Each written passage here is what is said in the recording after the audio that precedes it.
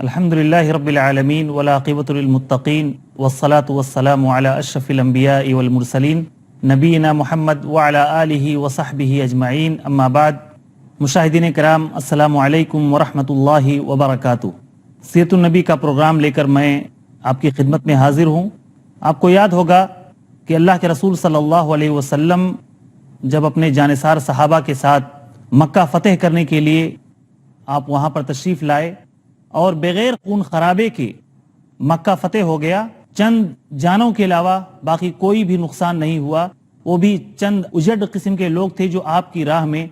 رکاوٹ بنے تھے، باقی پورے امن اور پورے سکون کے ساتھ مکہ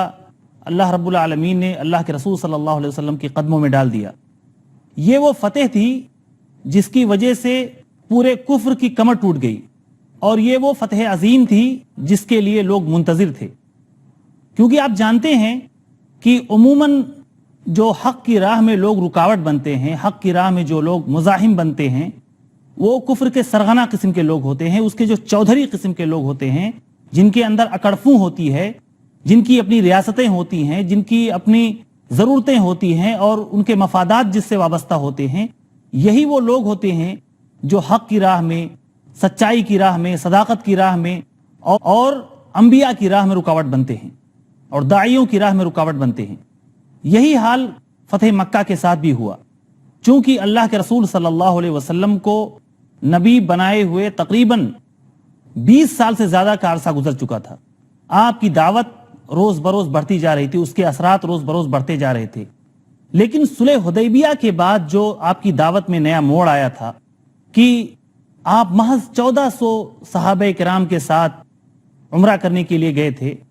جو عظیم صلح ہوئی تھی جس کو اللہ رب العالمین نے فتح عظیم قرار دیا تھا، اس وقت صرف 1400 جانثار صحابہ آپ کے ساتھ تھے، لیکن جو اس کے بعد صلح ہوئی اور صلح کے نتیجے میں لوگوں کو مشورہ کرنے کا، بات چیت کرنے کا، آپس میں اسلام کے تعلق سے ڈسکشن کا جو کھلا ہوا موقع ملا اور قبائل کو اچھی طریقے سے کسی بہتر نتیجے تک پہنچنے کا جو موقع ملا، اس کا نتیجہ یہ ہوا کہ فتح مکہ کے موقع پر اللہ کے رسول صلی اللہ علیہ وسلم 10,000 صحابہ کرام کے ساتھ مکہ گئے تھے۔ عموماً لوگ منتظر تھے کہ مکہ کی سربراہی اور خانہ کعبہ کی نگرانی اسی شخص کو مل سکتی ہے جو حق پر ہو، اور عام لوگوں کی یہ سوچ تھی کہ اگر مکہ پہ محمد غالب آ گئے صلی اللہ علیہ وسلم اور اسلام مکہ پہ غالب آ گیا تو ہم مان لیں گے کہ یہ نبی سچا ہے، کیونکہ کعبہ جو لوگوں کی نگاہوں کا مرکز تھا، جو لوگوں کی نگاہوں میں سب سے زیادہ محترم تھا، اور اللہ رب العالمین نے خصوصی طور پر اس جگہ کی اپنے گھر کی حفاظت کی تھی، جیسا کہ سورہ فیل میں اللہ رب العالمین نے اس واقعے کو بتایا ہے کہ جب ابرہہ لوگوں کی دلوں میں محبت اور خانہ کعبہ کی عقیدت اور عظمت جو لوگوں کی دلوں میں تھی اس سے حسد کھا کر جب ایک فوج لے کر اس پر حملہ آور ہوا، جب وہ کعبہ کے قریب پہنچا اور اس کو ڈھانے کا ارادہ کیا تو اللہ رب العالمین نے خصوصی طور پر اپنے گھر کی نگرانی کی، خصوصی طور پر اپنے گھر کی حفاظت کی، اور مشرکین مکہ اپنے شرک پر اور کفر پر باقی رہنے کے باوجود انہیں کعبہ کے تعلق سے اتنا ان کا عقیدہ مضبوط تھا اور ان کا ایمان اتنا مضبوط تھا کہ عبد المطلب نے ابرہہ سے صاف طور پر کہا تھا کہ دیکھیے، آپ ہمیں ہمارے جو مویشی ہیں انہیں واپس کر دیجئے، آپ نے جو قبضہ کر لیا ہے ہمارے اونٹوں کو وہ ہمیں واپس کر دیجئے۔ تو ابرہہ نے کہا تھا کہ میں سمجھتا تھا کہ تم عقل مند آدمی ہوگے، ہوشیار آدمی ہوگے، آپ مکے کے ذمہ دار ہیں، سربراہ ہیں، لوگوں کی عقیدت کا مرکز ہیں، میں سوچتا تھا کہ آج اتنا نازک موقع آ گیا ہے، آپ بیت اللہ کے تعلق سے کچھ بات کریں گے، اس کی حفاظت کے تعلق سے کچھ گفتگو کریں گے، لیکن سمجھ میں بات نہیں آتی کہ آپ اپنی غرض لے کر آ گئے ہیں، اپنے ذاتی مقصد کو لے کر ہمارے سامنے آ گئے ہیں اور کہہ رہے ہیں کہ ہمارے اونٹ ہمیں واپس کر دو۔ تو اس وقت عبد المطلب نے کہا تھا کہ اونٹ ہمارے ہیں، وہ ہمیں چاہیے، رہی بات بیت اللہ کی تو وہ جس کا گھر ہے وہ اس کی حفاظت کرے گا۔ اور اللہ رب العالمین نے اپنے گھر کی حفاظت فرمائی، چڑیوں کا لشکر پتھروں کو ساتھ میں لیے ہوئے روانہ کیا، اور ان پرندوں نے ایسی پتھروں کی بارش کی کہ پورا ابرہہ کا لشکر تہس نہس ہو گیا، برباد ہو گیا۔ اور اس طریقے سے اللہ رب العالمین نے اپنے گھر کی حفاظت کی۔ تو یہ واقعہ گزرے ابھی زیادہ زمانہ نہیں ہوا تھا، لوگوں کی نگاہوں میں یہ واقعہ تازہ تھا، اور وہ اسی بات کے وہ منتظر تھے کہ اگر محمد صلی اللہ علیہ وسلم کسی نہ کسی دن اگر یہ اپنے دعوے میں سچے ہیں، اپنی نبوت میں سچے ہیں، اپنی رسالت میں برحق ہیں، تو ایک نہ ایک دن مکہ پر ضرور غالب ہوں گے، کیونکہ اس شہر نے آپ کو ٹھکرا دیا تھا، اس شہر نے آپ کو دھتکار دیا تھا، اس نے آپ کی دعوت کو ریجیکٹ کر دیا تھا، پورے طور پر رد کر دیا تھا۔ آپ وہاں سے چاروں ناچار بیچارگی کے عالم میں، قسم پرسی کی حالت میں آپ مدینہ روانہ ہوئے تھے، مدینہ آپ نے ہجرت کی تھی، اور 8 سال تک آپ مدینہ ہی میں تھے۔ آپ کی دعوت دن بدن پھیلتی رہی، بڑھتی رہی، یہاں تک کہ وہ موقع بھی آیا کہ اللہ کے رسول صلی اللہ علیہ وسلم فاتحانہ اپنے 10,000 صحابہ کے ساتھ مکہ میں داخل ہوئے، اور مکہ بغیر کسی مزاحمت کے فتح ہو گیا۔ جو عام لوگ تھے جو یہ انتظار کیے بیٹھے تھے اور ایک مشروط طریقے سے سوچ رہے تھے کہ اگر مکہ فتح ہو گیا تو ہم مان لیں گے کہ محمد صلی اللہ علیہ وسلم سچے ہیں اور برحق ہیں، چنانچہ وہ شرط اب پوری ہو چکی تھی۔ چنانچہ جتنے بھی ارد گرد کے قبائل تھے، جتنے بھی چھوٹے چھوٹے وفود تھے، وہ سب اللہ کے رسول صلی اللہ علیہ وسلم کے پاس آنے کے منتظر تھے۔ لیکن ظاہر سی بات ہے، اتنی جلدی کفر ہتھیار ڈالنے والا نہیں تھا، اتنی جلدی وہ لوگ آپ کی سربراہی کو تسلیم کرنے کے لیے تیار نہیں ہونے والے تھے۔ چنانچہ ابھی بھی کچھ اڑیل قسم کے لوگ، اجٹ قسم کے لوگ، بدماش قسم کے لوگ آپ کی دعوت کو کچلنے کے لیے پوری زور لگانے پر اڑے ہوئے تھے، پوری طاقت لگانے پر اڑے ہوئے تھے۔ انہی قبائل میں سے ایک قبیلہ تھا، قبیلہ حوازن، ثقیف اور حوازن۔ ثقیف یہ طائف کا ایک قبیلہ تھا، اور حوازن بھی ایک قبیلہ تھا جس کا سربراہ مالک بن عوف تھا۔ ان لوگوں نے سوچا کہ چونکہ مکہ فتح ہو چکا ہے، اب کوئی بھی چیز ان کی راہ میں رکاوٹ بننے والی نہیں ہے۔ چنانچہ فتح مکہ کے فوراً بعد اللہ کے رسول صلی اللہ علیہ وسلم ابھی مدینہ نہیں آئے ہوئے ہیں، ابھی مکے ہی میں موجود ہیں، اور ان لوگوں کا مشورہ شروع ہو گیا، آپس میں بات چیت شروع ہو گئی، آپس میں ان لوگوں نے پلاننگ شروع کر دی محمد صلی اللہ علیہ وسلم پر حملہ کرنے کے لیے۔ چنانچہ مالک بن عوف نے اپنے قبیلہ والوں کو بلا کر، اور اس کے ساتھ کچھ اور جو قبائل تھے، جشم کے، بنو بکر کے اور مضر کے جو قبائل تھے اس کے ساتھ تھے، ان لوگوں کو اکٹھا کر کے اس نے مشورہ کیا کہ ایسی کاری ضرب لگائی جائے، ایسا حملہ محمد صلی اللہ علیہ وسلم پر کیا جائے کہ یہ طاقت پورے طور پر نیست و نابود ہو جائے۔ چنانچہ اپنے اس ارادے کی تکمیل کے لیے، اپنے اس قصد اور ارادے کو امپلیمنٹ کرنے کے لیے، اس کو نافذ کرنے کے لیے اس نے اپنے قبائل کے لوگوں کو اکٹھا کیا، مشورہ کیا، اور اس نے آخری قدم اٹھایا، وہ قدم کی یعنی اپنی کشتیاں جلا دو، واپس جانے کے لیے کوئی راستہ نہ بچے، اپنے بال بچوں کو، اپنے تمام مویشیوں کو، اپنی عورتوں کو، سب کو اکٹھا کر کے وہ اللہ کے رسول صلی اللہ علیہ وسلم سے مقابلہ کرنے کے لیے ایک وادی اوتاس جس کا نام ہے حوازن قبیلے کے پاس یہ وادی تھی، وہاں پر یہ شخص آ گیا۔ اس کے ساتھ اور بھی دوسرے چھوٹے چھوٹے قبائل تھے، وہ سب کے سب تھے، لیکن ان کے ساتھ ایک ذہین شخص تھا، فطین شخص تھا، بہت بزرگ ہو چکا تھا، بوڑھا ہو چکا تھا، درید بن سما، کافی ماہر جنگجو شخص تھا، بہادر شخص تھا۔ اس نے جب سنا کہ مالک بن عوف نے یہ انتہائی قدم اٹھا لیا ہے کہ اس سے پہلے اور کسی نے یہ کام نہیں کیا تھا، اپنے بال بچوں کو لانا، عورتوں کو وہاں پر لانا، یہ کون سی عقل مندی ہے؟ چنانچہ عوف بن مالک پر اس نے انکار کیا اور اس کے اس ارادے پر نکیر کیا کہ عوف تم نے یہ کیا کر ڈالا؟ ٹھیک ہے، اگر تم بھاگنا چاہو گے، اگر تم شکست کھا گئے تو جان لو کہ شکست خوردہ انسان کو کوئی بھی چیز راستے میں روک نہیں سکتی ہے۔ اگر وہ اپنی جان بچا کے بھاگے گا، شکست کھا جائے گا، ہار جائے گا، تو یہ بال بچوں کی کون پرواہ کرتا ہے؟ لیکن اگر تم غالب آ گئے تو ظاہر سی بات ہے تمہاری تلواریں تمہارے لیے کافی ہیں، لیکن شکست کی صورت میں تو بہت بڑی رسوائی ہاتھ آئے گی۔ یہ تمہاری بیویاں، تمہارے بچے، یہ تمہاری مویشیاں، یہ سب دشمن کے ہاتھ لگ جائیں گی، اور اس سے بڑی رسوائی کیا ہوگی کہ آپ کے بچے اور آپ کی بیویاں بھی دشمن کے ہاتھ لگ جائیں۔ لیکن عوف بن مالک کفر کی دشمنی میں اور نشے میں اتنا دھت ہو چکا تھا کہ درید بن سما کے اس مشورے کو اس نے سرے سے ٹھکرا دیا۔ کہا تم بوڑھے ہو چکے ہو، تم سٹھیا گئے ہو، اور اب تم بہکی بہکی باتیں کر رہے ہو، تمہارے اندر مقابلے کی سکت نہیں ہے، اس طرح یہ بزدلانہ مشورہ تم ہمیں دے رہے ہو، اور ہم نہیں چاہتے ہیں کہ اب ہم کسی بھی طور پر شکست کھائیں۔ کم سے کم ہمارے ذہن میں اور ہمارے دماغوں میں یہ بات رہے گی کہ اگر ہم شکست کھا گئے اور میدان چھوڑ کے بھاگ نکلے تو ہمارے پیچھے ہماری عورتیں، ہمارے بچے ہیں، داؤ پر لگے ہیں۔ یہ سوچ ہمیں میدان جنگ سے فرار کی راہ اختیار کرنے سے رکاوٹ بنے گی، مزاحم ہوگی۔ چنانچہ اس نے عوف بن مالک کے اس مشورے کو سرے سے ٹھکرا دیا۔ ناظرین کرام، غزوہ حنین کے اس واقعے کو ہم مزید آگے بڑھائیں گے، لیکن ایک چھوٹا سا وقفہ ہم آپ سے لیتے ہیں۔ وقفے کے بعد فوراً ہم پھر آپ کی خدمت میں حاضر ہوں گے۔ السلام علیکم ورحمۃ اللہ وبرکاتہ۔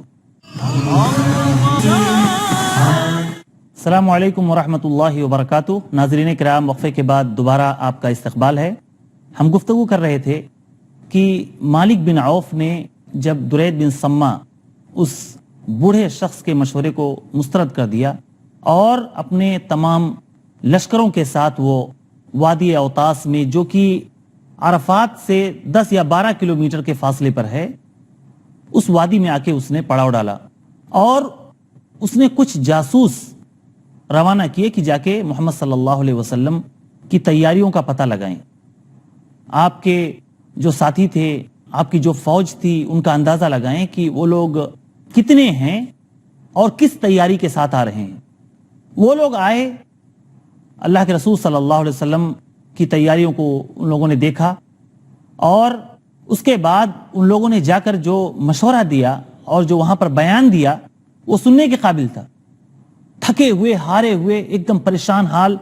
اور جا کر کہا کہ ہم ایسے لوگوں کو دیکھ کر آئے ہیں جو چتکبڑے گھوڑوں پر سوار تھے،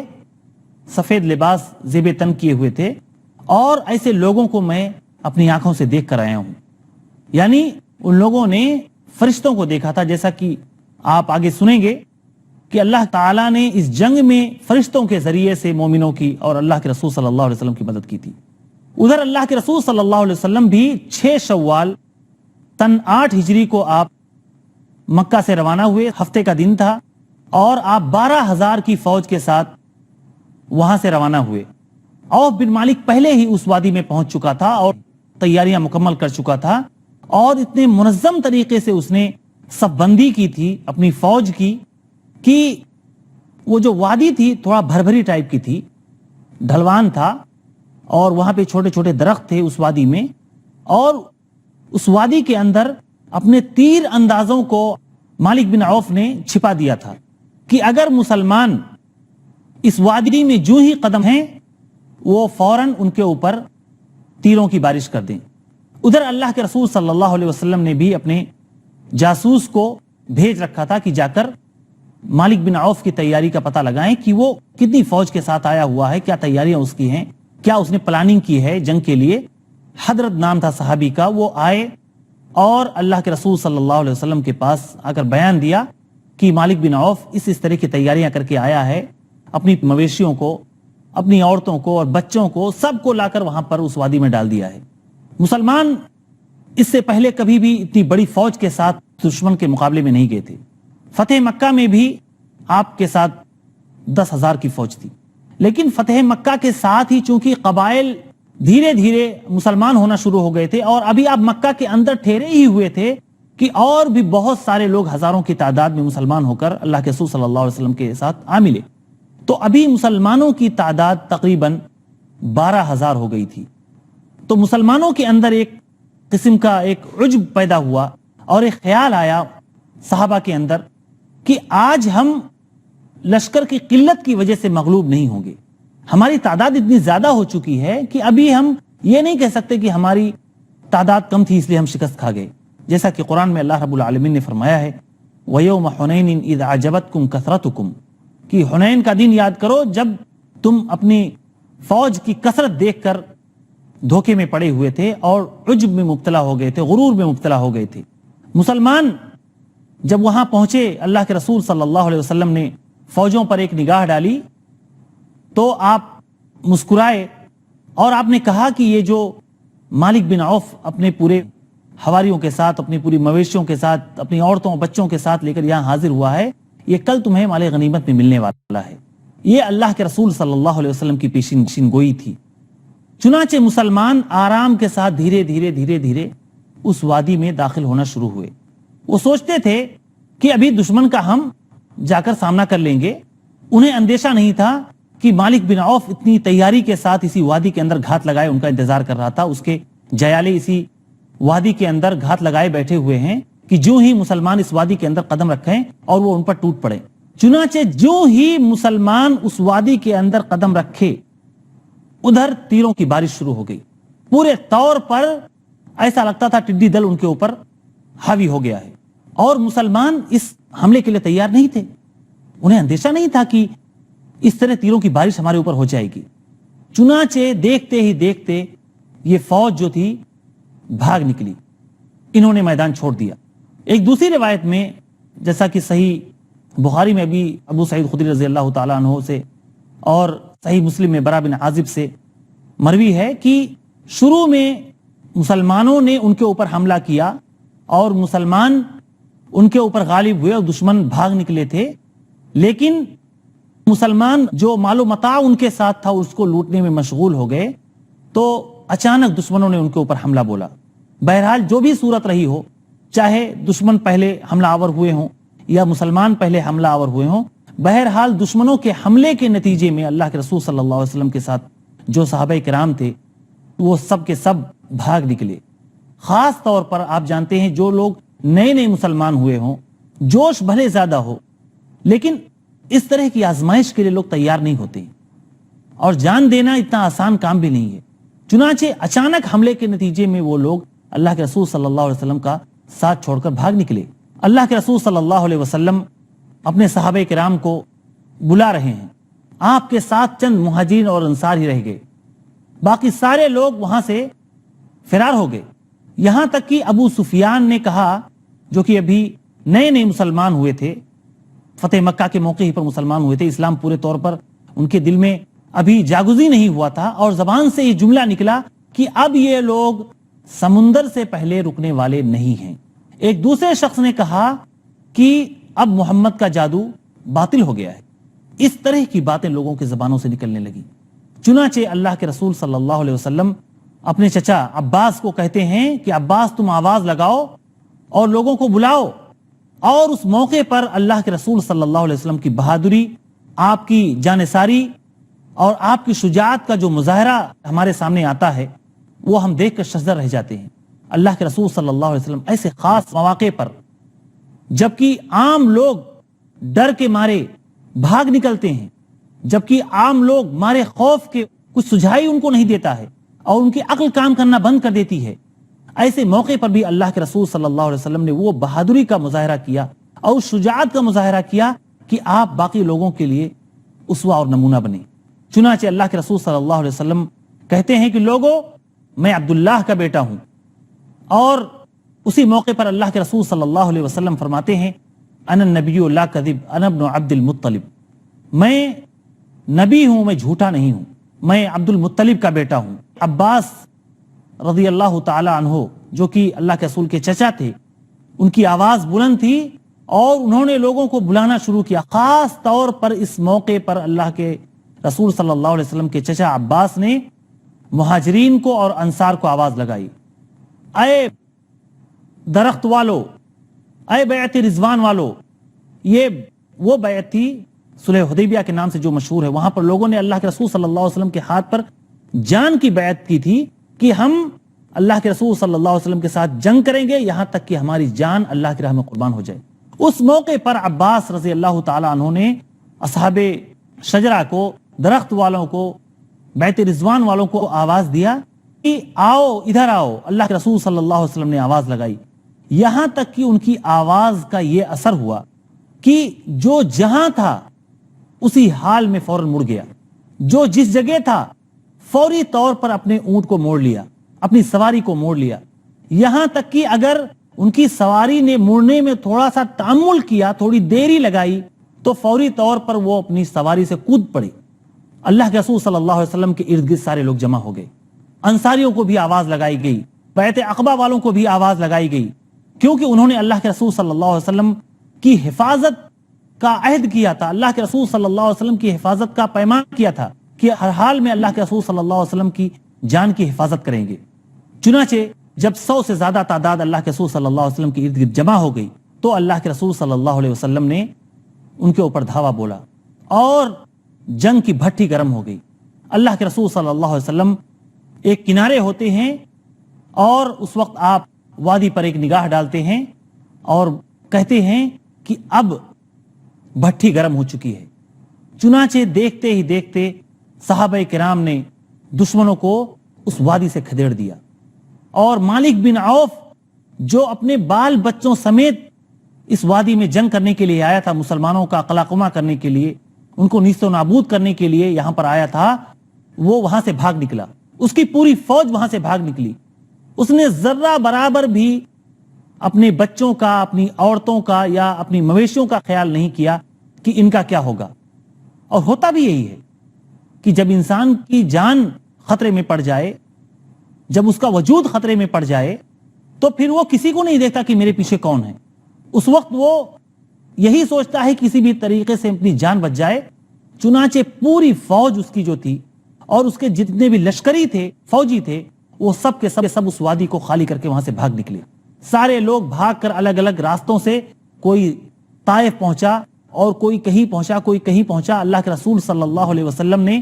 کچھ لوگوں کے پیچھے اپنے بعض صحابہ کرام کو بھی روانہ کیا، جیسے کہ ابو مالک اشعری رضی اللہ تعالیٰ عنہ تھے، ان کو بھی اللہ کے رسول صلی اللہ علیہ وسلم نے دشمنوں کے تعاقب میں روانہ کیا۔ راستے میں تھوڑی سی مٹبھیڑ بھی ہوئی، جس کے نتیجے میں ابو مالک اشعری رضی اللہ تعالیٰ عنہ شہید بھی ہو گئے۔ بہرحال جو جنگ مسلمانوں کے خلاف تھی ابتدا میں، جس میں مسلمانوں کو شروع میں شکست فاش ہو گئی تھی، وہ اللہ کے رسول صلی اللہ علیہ وسلم کی بہادری اور شجاعت کے نتیجے میں اور فرشتوں کی مدد کے نتیجے میں وہ الٹی ہوئی بازی دوبارہ مسلمانوں کے حق میں پلٹ گئی، اور اللہ تعالیٰ نے اس جنگ میں مسلمانوں کو فتح نصیب کیا۔ ناظرین کرام، انشاءاللہ العزیز غزوہ حنین کے تعلق سے ہم مزید باتیں لے کر اپنے اگلی مجلس میں حاضر ہوں گے۔ ہم آپ سے اجازت چاہتے ہیں۔ السلام علیکم ورحمۃ اللہ وبرکاتہ۔ اللہ